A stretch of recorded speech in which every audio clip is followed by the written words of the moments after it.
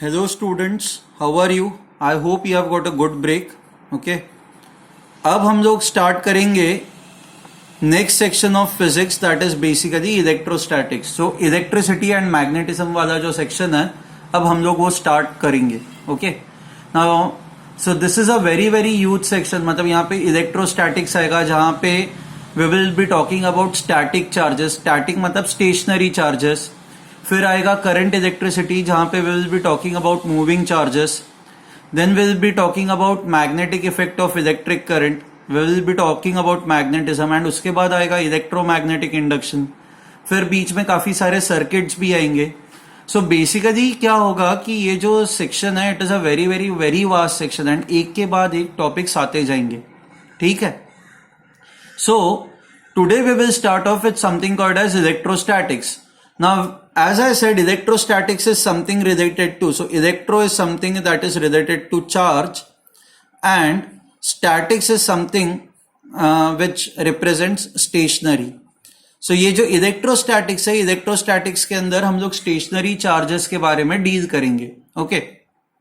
Now, the question is, charges आते कहां से यूनिवर्स में? सो यूनिवर्स में चार्जेस जो आता है वो आते हैं इलेक्ट्रॉन से and protons से. Electrons and protons are responsible for all the charges out there. Now electron पे जो charge होता है that is represented as minus E. Proton पे जो charge होता है that is represented as plus E. So ये जो इलेक्ट्रॉन पे जो चार्ज होता है या जो प्रोटॉन पे चार्ज होता है ये सबसे छोटा चार्ज होता है. इससे चार्ज और छोटा हो नहीं सकता. सो this is smallest possible charge. Smallest possible charge. Now ये जो smallest possible charge है, smallest possible charge की जो वैल्यू है that is 1.6 into 10 raised to minus 19 coulombs. And charges जो भी होते हैं किसी भी ऑब्जेक्ट पे जो भी चार्जेस होते हैं वो इलेक्ट्रॉन्स एंड प्रोटॉन्स के वजह से ही आता है. सो मान लो ये एक ऑब्जेक्ट है. इस ऑब्जेक्ट पे अगर जो आपको नेगेटिव चार्ज चाहिए तो नेगेटिव चार्ज कैसे आएगा? आप इस पे और इलेक्ट्रॉन्स ऐड करते जाओ तो इस ऑब्जेक्ट के ऊपर नेगेटिव चार्जेस आते जाएंगे. तो object now will be negatively charged. Okay. See normally you can not add or subtract protons. So the easiest way of charging any object is by either adding electrons or removing electrons. And similarly अगर जो कोई object है जिसपे आपको positive charge चाहिए तो आप positive charge कैसे निकालोगे? आप यहां से इलेक्ट्रॉन्स बाहर निकालते जाओ. Start removing electrons from this. So what will remain is positive charge. Okay. So now we know this कि चार्जेस जो आता है चार्जेस बस इलेक्ट्रॉन्स एंड प्रोटॉन्स के वजह से आता है. इलेक्ट्रॉन पे जो चार्ज होता है या प्रोटॉन पे जो चार्ज होता है that is 1.6 into 10 raised to minus 19 coulomb. So this is smallest possible charge. And किसी भी ऑब्जेक्ट पे अगर जो आपको नेगेटिव चार्ज लेके आना है तो you have to add electrons. आपको पॉजिटिव चार्ज लेके आना है तो you have to remove electrons. Okay. Now electrons can not be broken.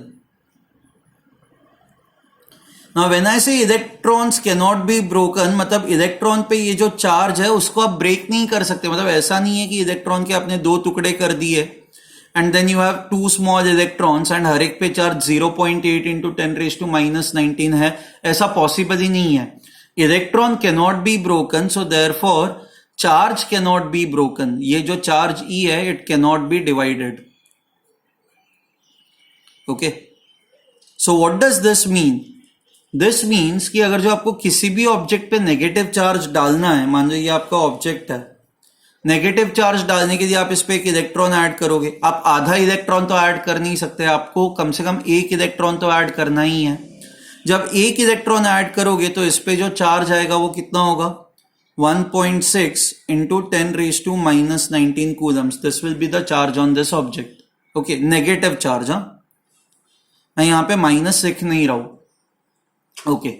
Now अब इसके बाद अगर जो आपको और चार्ज और नेगेटिव चार्ज इस पे ऐड करना हो तो आप क्या करोगे? आप और एक इलेक्ट्रॉन ऐड करोगे. अब जब दो इलेक्ट्रॉन्स ऐड करोगे तो आपको जो चार्ज मिलेगा वो कितना होगा? 3.2 into 10 raised to minus 19 Coulomb's. आपको और नेगेटिव चार्ज चाहिए तो आप और एक इलेक्ट्रॉन ऐड करोगे, तो ये हो जाएगा 4.8 इंटू 10⁻⁻19 कूलम्स। सो आप देख रहे हो यहाँ पे ये जो बीच वाले नंबर्स है 1.6 से 3.2 के बीच में या 3.2 से 4.8 के बीच में, ये बीच वाले नंबर्स एग्जिस्ट ही नहीं करते। तो what it means is you can only have this charge और दिस चार्ज और दिस चार्ज, या इसके बाद 6.4 into 10⁻⁻19 Coulomb's. Now if you look at these numbers are nothing but multiples of 1.6 into 10⁻⁻19 Coulomb's. ये इस नंबर की ये सारे मल्टीपल्स है ना, तो विच मीन्स किसी भी ऑब्जेक्ट पे जो चार्ज होता है, charge on any object will always be a multiple of this number. So will always be n into 1.6 into 10⁻⁻19 coulombs, where n is an integer and it is actually number of electrons added or removed from the neutral object.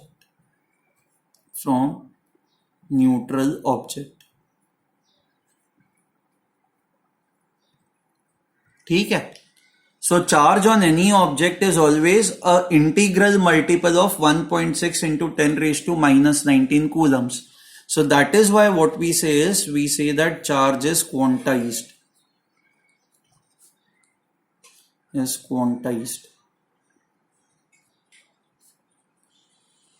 Okay, हम लोग ये कहते हैं कि charge is quantized. ऐसी बहुत सारी चीज है जो क्वांटाइज्ड होती है, जो ऐसे फिक्स्ड मल्टीपल्स में ही एग्जिस्ट करती है। आपको याद है हम लोगों ने एटॉमिक स्ट्रक्चर पढ़ा था। एटॉमिक स्ट्रक्चर में हम लोगों ने कहा था कि ऑर्बिटल एंगुलर मोमेंटम जो होता है that is always integral multiple of h/2π। तो ये जो एंगुलर मोमेंटम होता है even that is quantized. Momentum is quantized.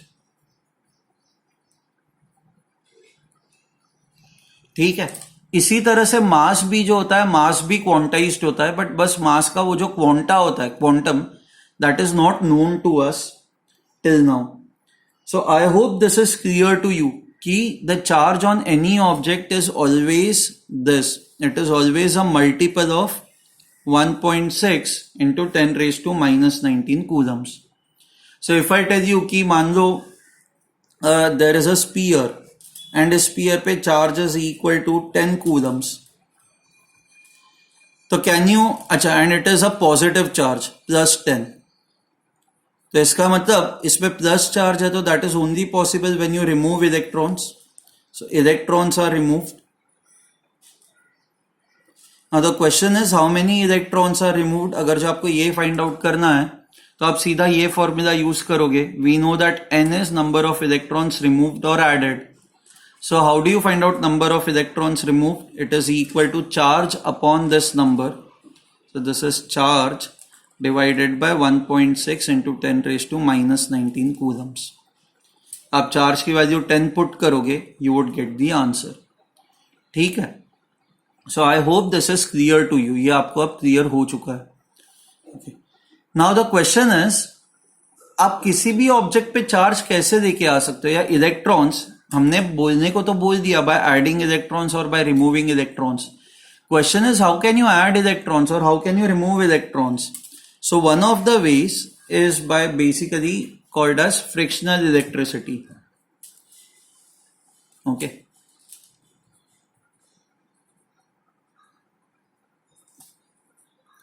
Now what do you mean by frictional electricity? Frictional electricity वो होती है आप जब दो ऑब्जेक्ट्स को रब करते हो एक दूसरे के साथ, तो रबिंग के वजह से फ्रिक्शन आता है, एंड फ्रिक्शन के वजह से इलेक्ट्रॉन्स जो है वो एक ऑब्जेक्ट से दूसरे ऑब्जेक्ट में ट्रांसफर हो जाता है। सो जैसे for example if you have a glass rod and you have a woolen cloth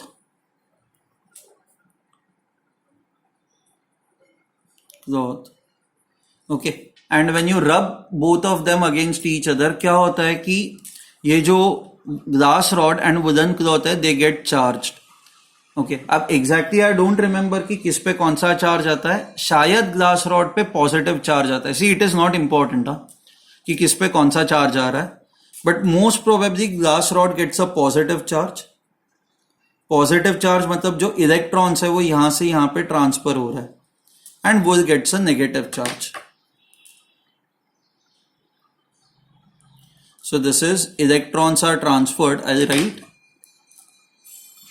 are transferred from glass to wool. Okay. अब मान लो कि ग्लास रॉड पे ये आपकी ग्लास रॉड है. ओके. एंड ये आपका वुलन क्लॉथ है which has a negative charge. Okay. Now इस पे ना नॉर्मली ऐसे केसेस में जो चार्जेस होते हैं ना वो बहुत ही कम होते हैं. They are very very less, and because charges are very very less normally आपको फील नहीं होता. बट मान लो अगर जो चार्जेस बहुत ज्यादा होते एंड आप अगर जो यहाँ पे खड़े होते बेयर फुट, मतलब आपने चप्पल वप्पल नहीं पहनी है, सीधा ग्राउंड पे आप खड़े हो, एंड आप अगर जो इसको टच करोगे तो क्या होगा, your body, our body is a good conductor. So यहां से ये चार्जेस जो है वो फ्लो होके ग्राउंड पे चले जाएंगे और आपको शॉक लगेगा. ओके. आप लोगों ने वो बहुत बार किया होगा कि किसी को प्लास्टिक के चेयर पे बिठा दो, पीछे से उस प्लास्टिक के चेयर को मारते जाओ मारते जाओ मारते जाओ. ओके. एंड फिर आगे से basically what you have to do is, उस आदमी को आप टच करोगे बेयर फुट तो आपको शॉक लगता है, राइट? वो क्यों आता है? द रीजन इज बिकॉज कि आप जैसे ही चेयर को हिट करते हो, प्लास्टिक के चेयर को हिट करते हो, तो फ्रिक्शनल चार्जेस प्रोड्यूस होता है, एंड वो फ्रिक्शनल चार्जेस जो है they also go on to that person, okay, who is sitting on the chair. And जैसे ही आप उस पर्सन को हाथ लगाते हो, वो जो चार्जेस है they flow from that person to the ground, and because they flow from that person to the ground, so basically इस तरह से ये वर्क करता है. ओके. सो यहां पे a person is sitting, okay, let's say this is a chair, and chair we know plastic chair है, it is a bad conductor. तो आप जैसे ही इसको हिट करोगे इस पे मान लो चार्जेस डेवलप होता है ना. ये डायरेक्टली चार्जेस ग्राउंड पे नहीं जा सकते क्योंकि plastic is a bad conductor. So what happens is, अच्छा, these charges are in contact with this person. Now we know that human body is a good conductor. So जैसे ही आप इसको हाथ लगाते हो तो ये चार्जेस जो है यहां से ऐसे फ्लो होके दे गो टू द ग्राउंड. तो शॉक जो है वो दोनों को लगेगा, ओके, क्योंकि दोनों के बॉडी से जो है चार्जेस फ्लो होंगे. सो यहां पे जो इलेक्ट्रिसिटी या यहां पे जो चार्जेस जनरेट हो रहा है, those are due to friction, those are due to rubbing. So इसको फ्रिक्शनल इलेक्ट्रिसिटी कहा जाता है. सी और एक तरीका ये भी होता है कि प्लास्टिक का जो कोम्ब होता है, कंवर्ज है असता, मतलब जो कोम्ब होता है, आप कोम्ब को अपने ड्राई हेयर, अगर जो आपके बाल ड्राई है तो उसके साथ रब करो तो क्या होगा कि वापस वो कोम पे चार्जेस प्रोड्यूस होंगे, एंड जैसे ही वो चार्जेस प्रोड्यूस होंगे आप उस कोम को बिट्स ऑफ पेपर के पास लेके आते हो. ओके. ये मान लो आपका कोम्ब है. जैसे ही आप बिट्स ऑफ पेपर के पास लेके आते हो तो paper start attracting towards this. So this is again due to frictional electricity. Now the question is ये अट्रैक्ट क्यों हो जाता है, वो अब हम लोग देखेंगे. So उसके लिए हमें समझना होगा कि दिस इज बेसिकली यहाँ पे ऑब्जेक्ट की चार्जिंग कैसे हो रही है. यहाँ पे ऑब्जेक्ट की जो चार्जिंग है वो डायरेक्टली कॉन्टैक्ट से हो रही है, रबिंग से हो रही है. अब हम लोग जो देखेंगे that is basically charging of conductors and insulators, and that is called as charging by induction. वो अब हम लोग पढ़ना स्टार्ट करेंगे. ओके. अब गोइंग फॉरवर्ड हम लोग मेटल्स एंड कंडक्टर्स जो है वो इंटरचेंजेबली यूज करेंगे. Conductors would mean metals, metals would mean conductors. Okay. Now let's say you have a spear, metal sphere. Okay, this is kept on a insulated stand. ये insulated stand है and ये ground है. Okay, this is insulated. Okay, this is also, let's say, insulated rod, and this is a metal sphere. Now यहां पे let's say आप ये glass rod लेके आते हो. ओके, हमें पता है ये इस ग्लास रॉड पे पॉजिटिव चार्जेस है ना इस ग्लास रॉड को आप इसे टच कर देते हो ना। चार्जेस जो है ये इस पे चार्जेस थे और ये अनचार्ज था ना, this was initially अनचार्ज। Okay, now क्या होता है कि जहां पे पॉजिटिव चार्जेस होते हैं वहां पे there is something called as electric potential. Potential is high. हम लोग आगे डिटेल में पोटेंशियल पढ़ेंगे। एंड ये जो मेटल स्पीयर है इट इज अनचार्ज, यहां पे पोटेंशियल 0 मानता है, so potential is low. Now charges जो है वो हमेशा हाई पोटेंशियल से लो पोटेंशियल की तरफ फ्लो होता है। So these charges, these positive charges will flow in this direction and eventually they will settle on the metal surface. Okay, you have to remember this. Charges जो है वो कभी भी मेटल के अंदर नहीं जाते। Free charges always reside on the surface of the conductor.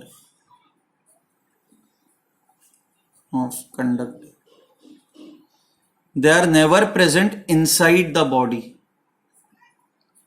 Never present inside the body of the conductor. Body. So यहां पे बेसिकली क्या हुआ, यहां पे जैसे ही हमने इसको इससे टच कर दिया, ये जो पॉजिटिव चार्जेस है वो यहां से यहां पे फ्लो हुए। जैसे ही यहां से यहां पे फ्लो हुई, ये जो आपका मेटल स्पीयर है वो चार्ज्ड हो गया। Okay, and because this is insulated, तो ये जो चार्जेस है वो यहीं पे रहेंगे, वो ग्राउंड पे नहीं जाएंगे। सो यहां पे जो चार्जिंग हो रही है that is charging by contact,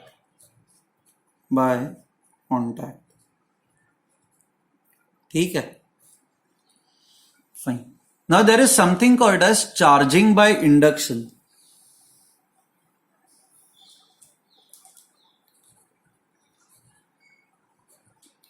By induction. Now what is charging by induction? Let's consider the same metal sphere. Okay, this is your metal sphere. Okay, this is uncharged. Initially mano this is uncharged. Okay, and you bring a glass rod close to it, which is we know positively charged. Now you have to ensure कि contact नहीं हो रहा है, there is no contact. Contact नहीं है तो charges can not flow, यहां से यहां पे charges can not flow.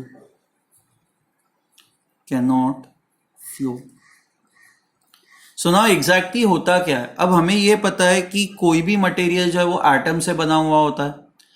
Atoms के अंदर इलेक्ट्रॉन्स होता है, एटम्स के अंदर प्रोटॉन्स होता है। नाउ क्या होगा कि आप इमेजिन करो कि एटम के अंदर प्रोटॉन न्यूक्लियस है which has a positive charge and electron है which has a negative charge. Okay, now जैसे ही आप ये प्लस पॉजिटिवली चार्ज रॉड इसके पास में लेके आओगे, इलेक्ट्रॉन्स जो है वो इसकी तरफ अट्रैक्ट हो जाएंगे एंड ये जो पॉजिटिवली चार्ज न्यूक्लियस है ये थोड़ा सा रिपेल हो जाएगा। So eventually what would happen is all the electrons will get attracted on this side and all the positive charges will get repelled on this side. So due to this आपका जो spear है वो ऐसा हो जाएगा, सारे negative charges ये side पे, सारे पॉजिटिव चार्जेस जो है वो ये साइड पे। Now again the sphere is uncharged. ये अभी भी अनचार्ज्ड है क्योंकि इस पे कोई एक्स्ट्रा चार्ज आया ही नहीं है। You have to understand this, ये एक्स्ट्रा चार्ज यहां पे आया ही नहीं है, बस इसके अंदर जो इनिशियली चार्जेस थे वो सेग्रीगेट हो चुके हैं। So it is still uncharged, it is still neutral. बस ये positive and negative charges separate हो चुके हैं, तो इसको हम लोग कहते हैं it is polarised. Now initially ये अनपोलराइज्ड था, ठीक है। नाउ पोलराइजेशन होने की वजह से अभी भी इट इज अनचार्ज्ड, हमें इसको चार्ज देना है। So how would you charge this? इसको चार्ज करने के लिए मान लो आप ये वाला जो स्पीयर का सेक्शन है इसको आप ग्राउंड कर देते हो, तो आप जैसे ही ग्राउंड कर दोगे क्या हो जाएगा कि ये जो पॉजिटिव चार्जेस है, ये पॉजिटिव चार्जेस यहां से इस तरह से फ्लो होंगे एंड पॉजिटिव चार्जेस फ्लो हो जाएंगे, तो अब जो आपका स्पीयर है it will have negative charges. Okay, so when you have a glass rod over here, this is the case. ये जो पॉजिटिव चार्जेस है, these positive charges will flow to the ground. And अब आप glass rod हटा दो, ठीक है, नहीं धीरे धीरे करते हैं, पॉजिटिव चार्जेस निकल गए तो अब जो बचेंगे those would only be negative charges. अभी भी ग्लास रॉड जो है वो पास ही में है. अब आप ग्लास रॉड हटा दो. So when you remove glass rod,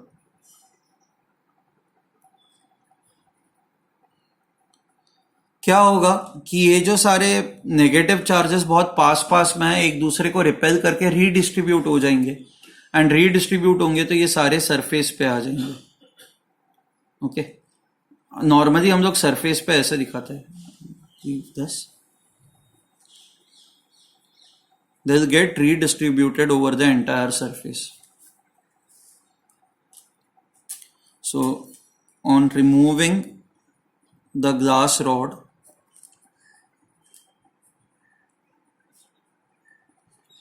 negative charges redistribute.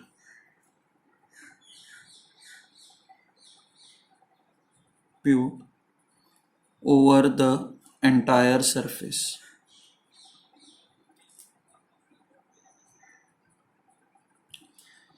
ठीक है, I hope this is clear to you. आप जैसे ही ग्लास रॉड हटा दोगे, ये जो चार्जेस है ये रीडिस्ट्रीब्यूट हो जाएंगे. जब तक ग्लास रॉड पास में थी, ये नेगेटिव चार्जेस इसकी तरफ अट्रैक्टेड थे.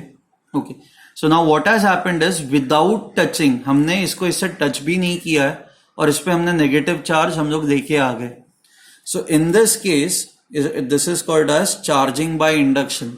सो when I say induction, it means charging without contact.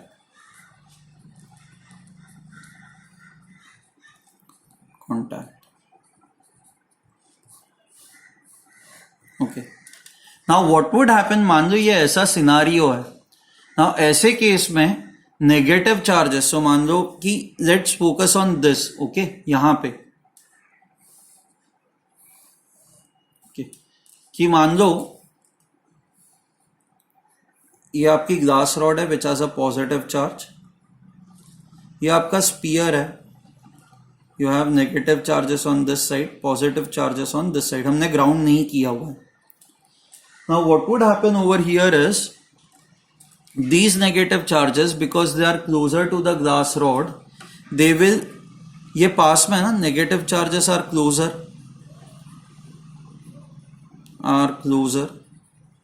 and positive charges are far away,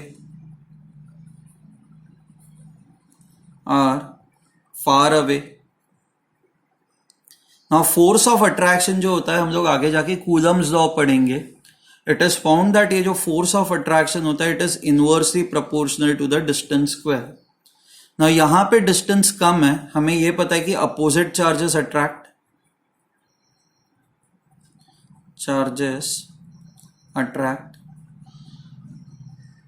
सो इस पॉजिटिव रॉड एंड इस नेगेटिव चार्जेस के बीच में फोर्स ऑफ अट्रैक्शन होगा, जिसके वजह से ये स्पीयर ये डायरेक्शन में आएगा. Let me write it as F A. And इन पॉजिटिव चार्जेस के वजह से इन दोनों के बीच में रिपल्शन होगा, जिसके वजह से स्पीयर जो है वो दूर जाने की कोशिश करेगा, F R. But because negative charges are closer, ये distance is less, and distance is less तो your force would be more. And because your force is more, force of attraction will dominate over force of repulsion. And force of attraction dominate करेगा तो इसलिए क्या होगा, ये जो आपका spear है ना वो इस तरफ मूव करेगा. It will move towards this side. Okay, ये आपको कैसे समझ में आएगा, इमेजिन करो कि आपने ये ऐसा मेटल स्पीयर है, इसको ना एक सीलिंग से ऐसे सस्पेंड किया हुआ है. This is, let's say, metal sphere. And you have a positively charged rod that you bring it closer to this. What you will find is कि ये जो आपका metal sphere है, it will shift in this direction. ठीक है. सो इसलिए वो जो कोम वाला चीज होता है कि आप जब कोम को आपके ड्राई हेयर्स के साथ रब करते हो एंड ये बिट्स ऑफ पेपर के पास लेके आते हो, तो paper even though it is a insulator, it is a bad conductor, but paper के अंदर भी ऐसा ही कुछ होता है. ये चार्ज सेपरेशन पेपर के अंदर, ये जो चार्ज सेपरेशन है ये इस बैड कंडक्टर पेपर के अंदर भी ऐसे ही होता है. So if the comb has positive charges, तो सारे पेपर पे ये जो नेगेटिव चार्जेस है वो ये साइड पे आएंगे एंड सारे पॉजिटिव चार्जेस ये साइड पे चले जाएंगे. Because negative charges are closer to this, ये फोर्स ऑफ अट्रैक्शन जो है it will dominate, and force of attraction अगर जो ये डोमिनेट करेगा तो ये पेपर जो है वो इसको स्टिक हो जाता है. परमानेंटली स्टक तो रहता नहीं है ना. क्या हो जाता है कि जैसे ही ये यहां पे चले जाता है, जैसे ही पेपर इसको स्टिक हो जाएगा, व्हाट विल हैपन इज ये नेगेटिव चार्जेस एंड इस पे ये जो पॉजिटिव चार्जेस थे they will come, they'll touch each other. When they touch each other, they will neutralize each other. Okay. So ये एक दूसरे को न्यूट्रलाइज कर देंगे. न्यूट्रलाइज कर देंगे मतलब कैंसल आउट कर देंगे. अब ये अगर जो कैंसल आउट हो गए तो अब क्या होगा, ग्रेविटी के वजह से एक तो ये नीचे गिर जाएंगे, ये bits of paper they will fall down because of gravity, and second these positive charges, the remaining positive charges will repel these positive charges, जिसके वजह से ये जो पेपर है ये वापस नीचे गिर जाता है.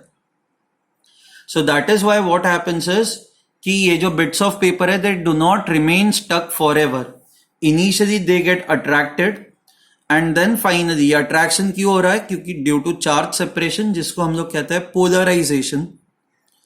एंड एक बार ये पोलराइजेशन हो जाता है, पोलराइजेशन की वजह से they get attracted towards the comb, and जैसे ही एक दूसरे के कांटेक्ट में आता है charge neutralisation happens, and charge neutralisation हो जाता है तो your attraction reduces, now repulsion dominates, gravity picture में आ जाती है एंड इसके वजह से ये वापस बिट्स ऑफ पेपर गिर जाता है. I hope this is clear to you. ठीक है. So what it means is, now if you have seen this, एक मिनट,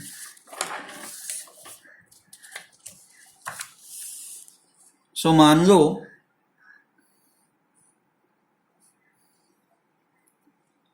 ये ग्लास रॉड है which has a plus charge, okay, and ये जो स्पीयर है विच इज न्यूट्रल, तो ये न्यूट्रल स्पीयर भी इसकी तरफ अट्रैक्ट होता है ये चार्ज सेपरेशन की वजह से. सो यहां पे भी अट्रैक्शन आएगा. अच्छा, let's say you have positively charged rod and you have negatively charged sphere. मान लो स्पीयर पे, ये मेटल स्पीयर है जिसपे ऑलरेडी नेगेटिव चार्ज है, आपने somehow इसको नेगेटिव चार्ज दे दिया है, तो positive and negative charges will again attract each other. तो ये स्पीयर वापस यहाँ पे मूव होगा, there would again be attraction. So what it means is when an object is attracted towards the charged object, ये आपका charged object है,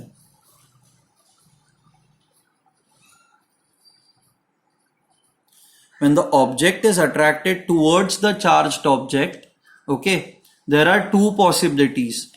Either this object can be neutral or this can be oppositely charged. सो अगर जो आपको ये दिखाई दे रहा है कि मान लो कोई एक ऑब्जेक्ट है वो इसकी तरफ अट्रैक्ट हो रहा है, कि ये मान लो चार्ज्ड ऑब्जेक्ट है, it's called this as object 1 and this as object 2, एंड आपको ये रियलाइज होता है कि ये जो ऑब्जेक्ट 2 है ये इसकी तरफ अट्रैक्ट हो रहा है, तो यू कैन नॉट श्योरली से कि ये न्यूट्रल होगा या ये चार्ज्ड होगा. दोनों पॉसिबिलिटीज है ना. अट्रैक्शन तभी भी होता है when your object is neutral, and attraction तभी भी होता है जब इस पे अपोजिट चार्ज होता है. सो दिस इज चार्ज्ड और uncharged can not be determined on the basis of attraction. So an object is charged और uncharged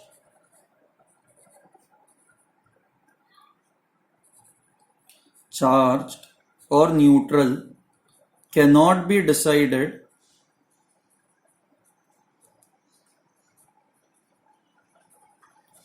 on the basis of attraction. Okay. अब तीसरी पॉसिबिलिटी क्या है? either it can be neutral, it can be negatively charged, or this can be positively charged.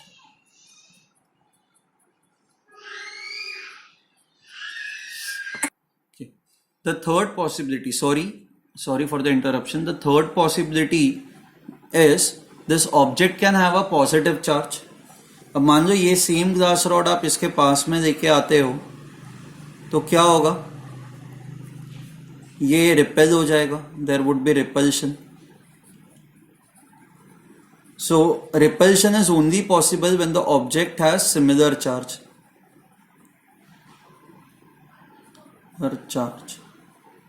So that is why I can say this कि कोई भी object charged है या uncharged है वो उसी से पता चलेगा कि रिपल्शन हो रहा या नहीं हो रहा. Repulsion proves the charge. Repulsion proves that object is charged.